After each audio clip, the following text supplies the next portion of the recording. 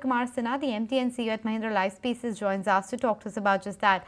Hi Amit, good to be speaking with you. And first up, season's greetings to you and everybody at Mahindra Lifespace. Just wanted to begin by asking you, okay, we'll also get, he'll join in shortly, but Mr. Manoj Gaur, the chairman of CREDAI National and president of CREDAI NCR region, is also with us. Hi Manoj, good to be speaking with you and season's greetings. But that's the first question. Has the season started on a positive note when it comes to the real estate, especially in the NCR region? Are you seeing an uptick at all? It's this time particularly is not season specific. The real estate is in the quite good mood from last one and a half year, and this year from beginning, or you can say from last March, the beginning of the financial year, the mood is very positive, and the response is great, and definitely this season is you can say the cake on the sky. I think अच्छा एक season चल रहा है.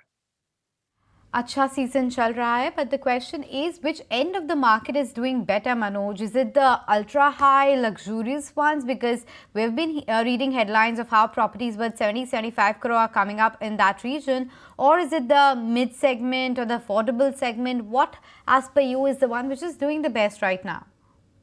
After COVID, definitely market is changed. Market dynamics is entirely changed.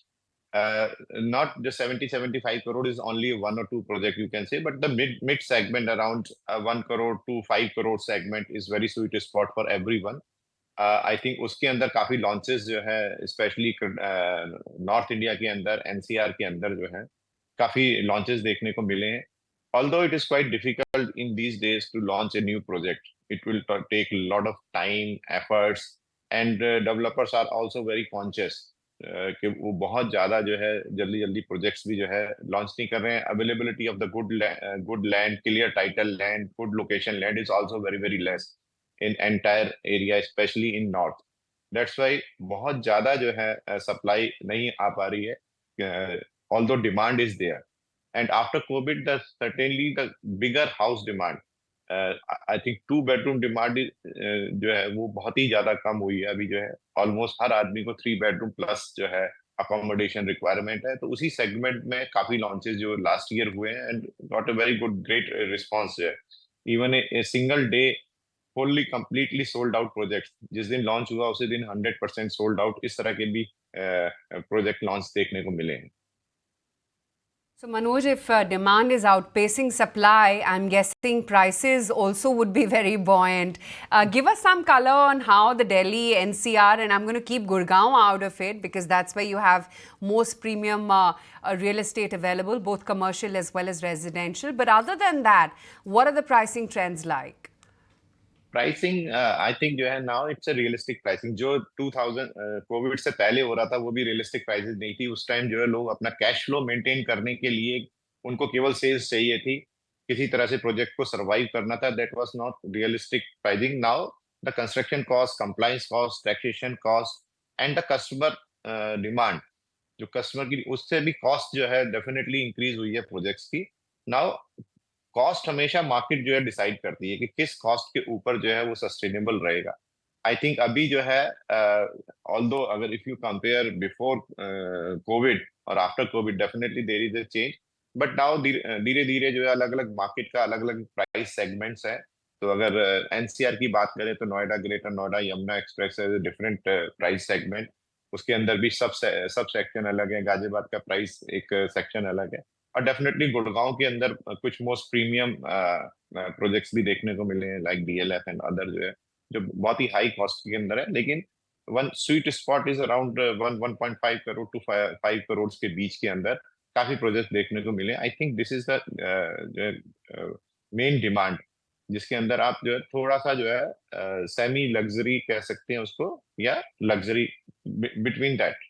I think that is in the most required and desired sweet spot for the pricing is concerned. Right, absolutely. Let's hear it from the horse's mouth then. We've got Amit Kumar from Mahindra Lifespaces as well joining in the show. Amit, hi, good morning, and festival greetings to you. Just wanted to understand what's been your reading on how things are on ground with regards to pre-sales firstly, and are they really matching up with with last year Diwali's figures? So, this quarter just started, and we see generally overall strong real estate market across the country, except maybe a couple of markets that Manoj also touched upon, Gurgaon and NCR seeing some weakness, and Hyderabad is another market. But generally, there is a buoyancy in the market. If you see, last year we sold roughly 5 lakh apartments, just below that, and this was the same number that was sold in 2007. Compared to China, that sells more than 1 crore apartments in a year. So we have a long way to go in the real estate residential sector to catch up to what the true potential of India's real estate demand is. And we see the trend to continue. This financial is going to be healthy. We have to constantly watch out for what I call predatory pricing. If the prices go up so high that customer demands is very sensitive to that. So in certain market where the prices just went up so fast, the demand just couldn't keep up with that. There you'll see some slowdown, but inherently for right product, for right brands, at the right prices, you'll see the market to continue to be healthy. And we are seeing that in our overall launches and our pre-sales. Sure. So, Amit, does that mean you're likely to exceed your guidance of the year, which you had said around 8 to 10,000 crores in terms of sales, given the festivities and the pickup? So this was FY28.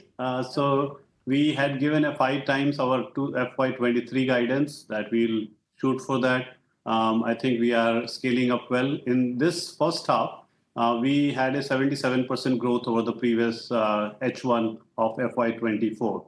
We're seeing healthy growth in the H1. H2 tends to be filled with Diwali and all the festive season. We hope to continue to maintain the trajectory. And if we maintain that trajectory and the acquisition of land parcel that allow us to achieve our aspiration, I'm hoping that 8 to 10K is a reality for us in F28, which is a 5-year vision that we had set out. But I also want to qualify that we're always looking for growth, which is measured in terms of financial performance also. The bottom line matters to us a lot. So I would be happy if we achieve 8 to 10K that we had given, but the margins, if they are not good, I would rather take 7,000, but better margins. So that balance is something we always look to maintain in our land acquisition strategies. Interesting. Manoj, what's the reading so far? Are the buyers first-time home buyers? And I'm purely talking residential here right now. Or are there more investment-led purchases? Would you have any data to substantiate that?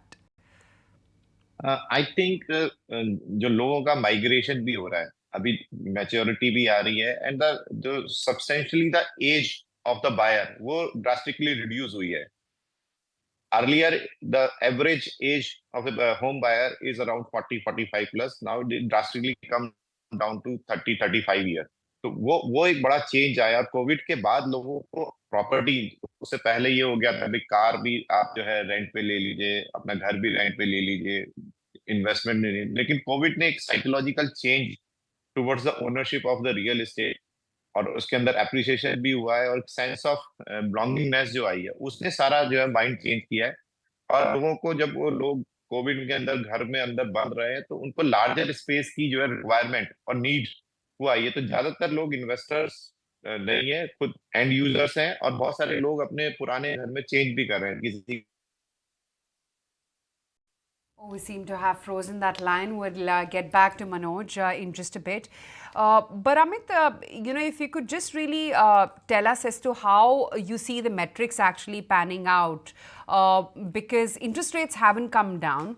Would you think that they would at some point have a bearing on the purchasing power for the consumer? Yeah, so great question. I think Manoj ji was just referring to the market segmentation. We look at market in 4 segments. So affordable, mid-premium, premium, and luxury.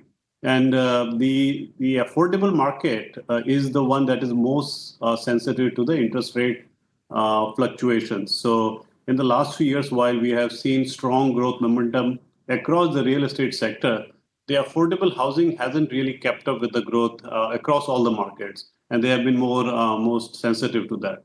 The rest of the market, as was explained by my colleague here, has seen post-COVID desire to own home and desire to home bigger homes, upgrades.